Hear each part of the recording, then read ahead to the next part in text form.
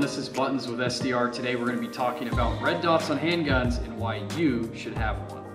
So reason number one why you should have a red dot on your handgun is it just makes shooting fundamentally easier. So if you look at your shooting fundamentals broken down, you have grip, stance, sight alignment, sight picture, trigger control, and follow through. So you're literally taking away one sight alignment and you're making sight picture a little bit easier because now your sight picture is more simple. Instead of having a front sight and rear sight that you have to line up, you now just have a dot on a plane that you put on your target, less of it is obstructed, and you pretty much put the dot, and if you're doing your part, it's going to go where it wants to go.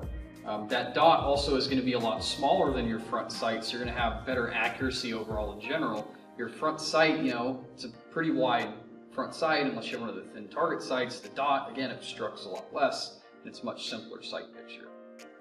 Reason number two why you should have a red dot on your handgun is for folks who might have some extenuating circumstances like eyesight or poor motor skills in their hands like arthritis or something like that. So for folks who have failing eyesight, we kind of go back to what we touched on earlier, you don't have sights that you have to align now. You just have a red dot, and for some maybe newer shooters or people who again, have bad eyesight, being able to focus on that front sight and line up your sights might be too difficult to do. So that dot, one, simplifies it, as well as, your eyes will probably pick it up better. You don't have to sit there and focus your eyes. People have bifocals or stuff like that. Now, and to argue, the dot might show up a little bit fuzzy, but it's better than iron sights you literally can't focus on. Like for me personally, I wear glasses, and the dot when I have my glasses or contacts are fine. Without them, it's a little fuzzy. I'm nearsighted, except I can still see the dot a lot better than I can pick up iron sights. Now, next part, on to people who might have arthritic problems or just generally weak strength. You've now gone to a slide that you have to basically make this motion and pinch to something that you can just palm on the top and rack like this. So people who can't actually use their finger strength to rack the slide, now if they need to rack it, literally have a charging handle on their gun. Now of course, not all red dots are capable of doing this. You'll have to get a quality one if you want to do that. One that works really well is a Trijicon Armory. This one can take a beating, so I wouldn't worry about too much using it as a charging handle. Of course, you want to make sure your screws are Loctited, but again, problems with your fingers, use it as a mini charging handle.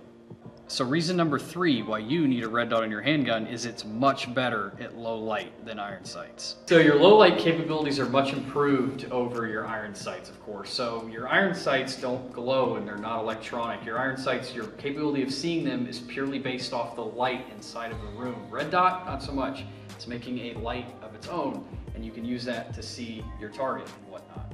Now, your iron sights, one good thing, you can get tritium, and tritium really helps with that and effectively does the same thing, but in some cases, like with tritium sights, you have like 3 dots. Okay, which one is my front dot? In some cases under stress, or you may only have 1 dot, and if I'm using that 1 dot on an iron sight, it's different because I might be pointing my gun up like this. This is, very exaggerated, but it might not be going on target. With the dot, I have one aiming reference that I put on my target at low light, of course identifying what it is before I shoot, making sure I need to shoot it, and it's going to be much more clear, and I know wherever that dot is where the bullet's going to go, so it's much more capable in low light. And finally, reason number 4 why you need a red dot on your handgun is it's kind of like having a small coach in the back telling you what you need to do. Let me explain.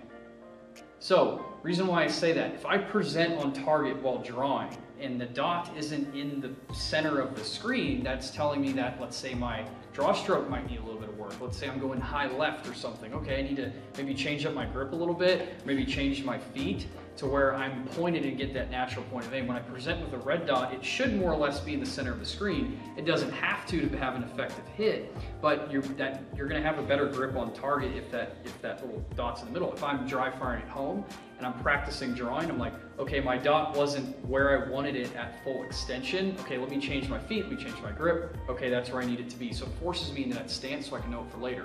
Also, when I'm pressing the trigger either slowly or quickly, either dry firing or live firing, you can see that dot move. Now you can do that with iron sights, but it's very, very obvious on a red dot sight because it's that bright object that's just kind of moving out of the way.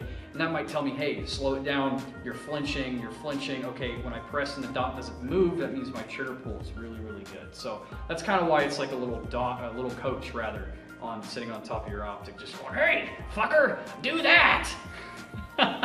So let's talk about some of the flaws of a red dot on a handgun. This is so stupid. The biggest flaw with red dots on your handgun, and that is the expense and the investment going into it. So the few ways you can do it: you buy a gun from the factory that already has the cut set up for a red dot, but you know, those are a little bit more expensive than standard guns, and then you still have to go about buying the red dot itself in most cases. You either have to go out and buy a slide, which is kind of what this gun has set up.